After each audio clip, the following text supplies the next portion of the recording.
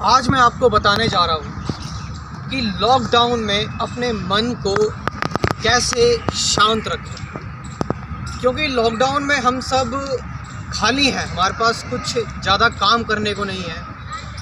तो जो सबसे ज़रूरी चीज़ होती है वो है मन की शांति। मानसिक रूप से हम कैसे अपने आप को शांत रखें, इसके लिए मैं एक स्टोरी का सहारा लेना चाहूँगा। एक बार क्या होता है, दो साधु होते हैं। वो दोनों के दोनों साधु कहीं घूमने जा रहे होते हैं। एकदम से आंधी आने लगती है, मौसम बिगड़ जाता है, बारिश तेज़ होने लगती है और आंधी जो होती है वो बहुत तेज़ आने लगती है।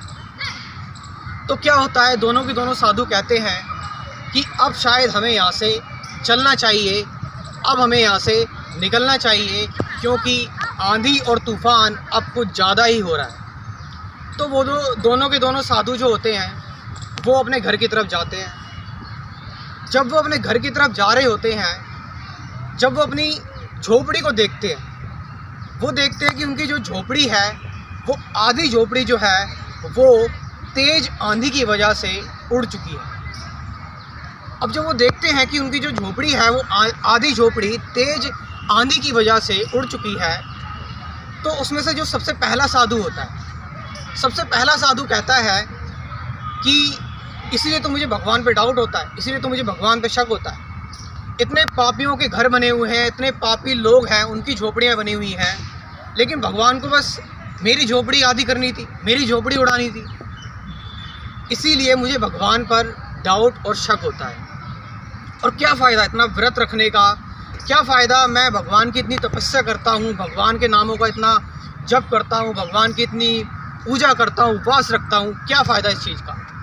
मेरी झोपड़ी जो है वो भगवान मेरी झोपड़ी ना बचा सके।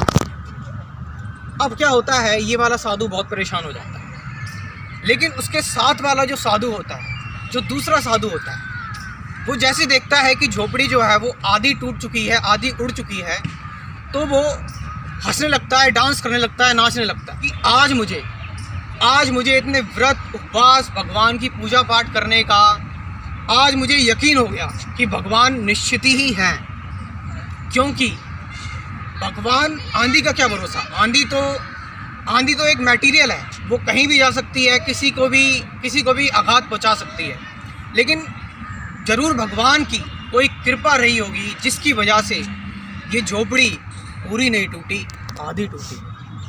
तो आज मुझे यकीन हो गया भगवान ने कम से कम मेरी आधी झोपड़ी तो बचाई। अब क्या होता है, रात होती है, दोनों के दोनों साधु उस झोपड़ी में सो रहे होते हैं जो आधी झोपड़ी बची होती है। अब जो पहला वाला साधु होता है वो काफ़ी परेशान होता है, काफ़ी दुख में है, उसको रात में नींद नहीं आ रही होती। वो यही सोच रहा होता है कि मेरी झोपड़ी भगवान ने गिरा दी, मैं इतनी पूजा करता था, मुझे कुछ फल नहीं मिला। लेकिन जो दूसरा वाला है वो सोचता है, क्या बात है यार, आधी झोपड़ी हो गई, अब तो इतना बढ़िया नज़ारा दिख रहा है, पेड़ पौधे दिख रहे हैं यार, चांद तारे दिख रहे हैं, क्या बात है, कितनी ठंडी ठंडी हवा आ रही है, ये भगवान को पहले ही करना चाहिए। तो दोस्तों, हर चीज़ को देखने का, रैशनलाइज करने का एक तरीका होता है कि हम किस तरीके से उसको रैशनलाइज कर रहे हैं, किस तरीके से हम उसको देख रहे हैं, हमारी दृष्टि क्या है।